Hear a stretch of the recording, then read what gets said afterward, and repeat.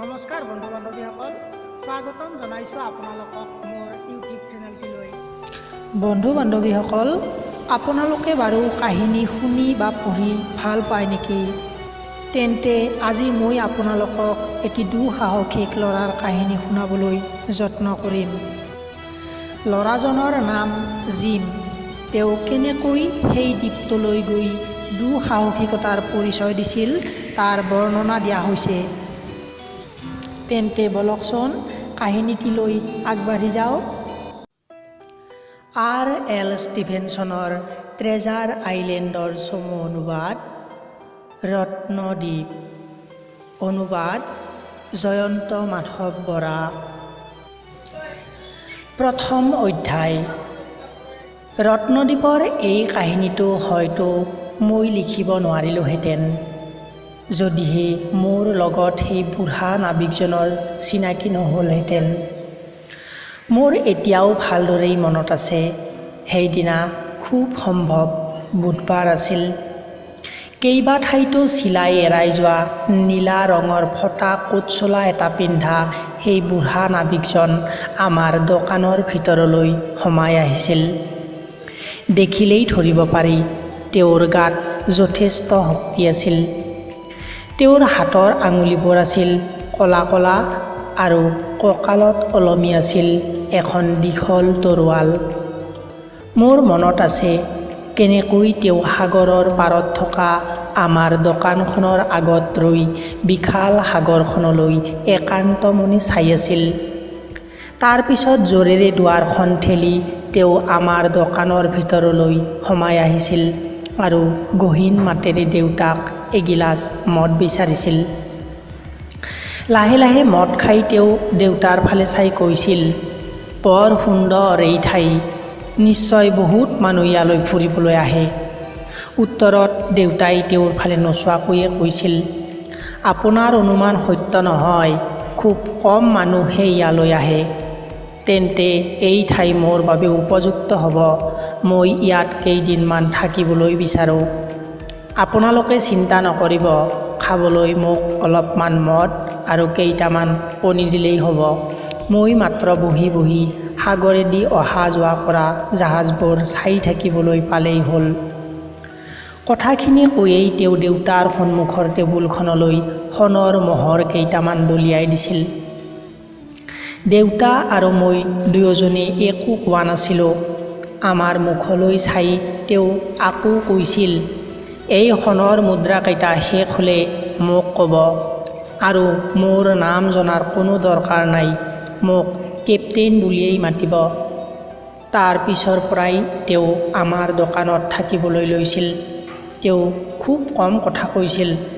গোটেই দিনটো দোকানৰ আগত বহি চকুৰ আগত এটা দূৰবীণ লৈ সাগৰলৈ চাই থাকি পাৰ কৰি দিছিল আৰু গধূলি হ'লেই জুহালৰ কাষত বহি মদ খাবলৈ আৰম্ভ কৰিছিল। কিন্তু মাজে মাজে আমি মন কৰিছিলোঁ, জাহাজত কাম কৰা কোনোবা মানুহ কেতিয়াবা আমাৰ দোকানৰ সন্মুখত ৰ'লেই দুৱাৰৰ ফাকেৰে তেওঁ প্ৰথমতে মানুহজনক চাই লৈছিল, তাৰ পিছতহে বাহিৰলৈ ওলাইছিল। এদিনাখন তেওঁ মোক একাষৰীয়াকৈ মাতি লৈ গৈছিল আৰু কাণৰ কাষত ফুচফুচাই কোৱা দি কৈছিল, এইফালেদি এজন খৰা নাবিক গ'লেই লগে লগে মোক খবৰ দিবা, মই তোমাক নিতৌ 4টাকৈ সোণৰ মুদ্ৰা দিম। প্ৰতি নিশা জুহালৰ কাষত বহি দোকানত থকা সকলোকে তেওঁ সাগৰৰ ভয় লগা সাধুবোৰ কৈছিল। কাহিনীবোৰ শুনি সকলোৰে মুখবোৰ ভয়ত শুকাই গৈছিল। তথাপিও মদ খাই খাই যেতিয়ালৈকে তেওঁৰ টোপনি নাহিছিল, দোকানৰ পৰা তেওঁ কাকো উঠি যাবলৈ নিদিছিল। দেউতাই প্ৰায়েই মোক কৈছিল, কেপ্টেইনৰ কাৰণে ভয়তে মানুহবোৰ দোকানলৈ নহা হ'ব, ফলত দোকানখন বন্ধ হৈ যাব। মই কিন্তু তেনেদৰে ভবা নাছিলোঁ। দোকানত বহি বহি গল্প শুনা মানুহবোৰৰ ভিতৰত কিছুমান ডেকা ল'ৰাও আছিল। তেওঁলোকে নিশ্চয় কেপ্টেইনৰ কথাবোৰ শুনি খুব ভাল পাইছিল। যি কি নহওক, এনেদৰেই মাহৰ পিছত মাহ পাৰ হৈ গ'ল। কেপ্টেইনে কিন্তু আমাৰ দোকানৰ পৰা অন্য ঠাইলৈ যোৱাৰ নামেই নুলিয়ালে। দেউতাই যোৱাৰ কথা মনত পেলাই দিলেই কেপ্টেইন বাঘৰ দৰে গুজৰি গুমৰি উঠিছিল। ভয়ত দেউতাই আৰু পিছলৈ একো নোকোৱা হৈছিল। যিমান দিন আমাৰ হোটেলত কেপ্টেইন আছিল, এদিনলৈকো আমি তেওঁ পিন্ধি থকা কাপোৰযোৰ সলনি কৰা দেখা নাছিলোঁ। আনকি তেওঁ লগত অনা ডাঙৰ বাকচটো কোনোদিনেই খোলা নাছিল। তেওঁ কাৰো পৰা চিঠি পত্ৰও পোৱা নাছিল আৰু তেওঁ কালৈকো চিঠি লিখা নাছিল। এনেকুৱা লাগিছিল এই পৃথিৱীত যেন কেপ্টেইনৰ বন্ধু বান্ধৱ বুলি কোনো নাছিল। দিনে দিনে কেপ্টেইনৰ কাম কাজবিলাকে আমাক আচৰিত কৰি তুলিছিল, অথচ এই বিষয়ে আমি তেওঁক কিবা সুধিবলৈও সাহস কৰা নাছিলোঁ। কিন্তু এজন মানুহ আছিল যি কেপ্টেইনক আমাৰ সন্মুখতে গালি পাৰিবলৈ সাহস কৰিছিল। তেওঁ হ'ল ডাক্তৰ লিভেচি। মই তেওঁক ডাক্তৰ খুৰা বুলি মাতোঁ। মোৰ এতিয়াও ভালদৰেই মনত আছে সেই দিনটোৰ কথা।